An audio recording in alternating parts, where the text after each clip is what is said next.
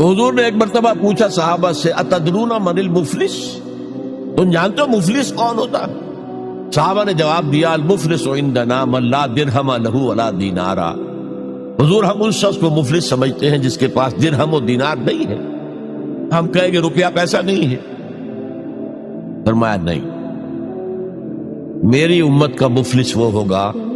جو بہت سی نمازیں لے کر آئے گا، بہت سے روزے لے کر آئے گا، بہت سے حج لے کر آئے گا، بہت سے عمرے لے کر آئے گا، لیکن اس کے ساتھ ہی قد شتم ھذا، فلاں شخص کو گالی دی تھی، واکل مال ھذا، فلاں شخص کا مال کھا لیا تھا، فلاں شخص پر تہمت لگائی تھی۔ اب وہ سارے دعوے دار آ جائیں گے اللہ اس نے میرے ساتھ یہ کیا،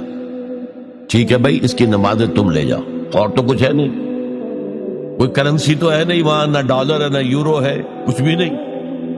اعمال کی کرنسی ہے، دیکھی تم لے جاؤ۔ کوئی اور دعوے دار آیا روزہ وہ لے گیا، اس کے پاس کچھ نہیں رہا، دعوے دار اب بھی باقی ہیں، اب ان کے گناہ جو ہے اس کے حساب میں پڑنے شروع ہو جائیں گے، یہاں تک کہ دوسروں کے گناہوں کے بوجھ تلے دب کر وہ جہنم میں جھونک دیا جائے۔ یہ مفلس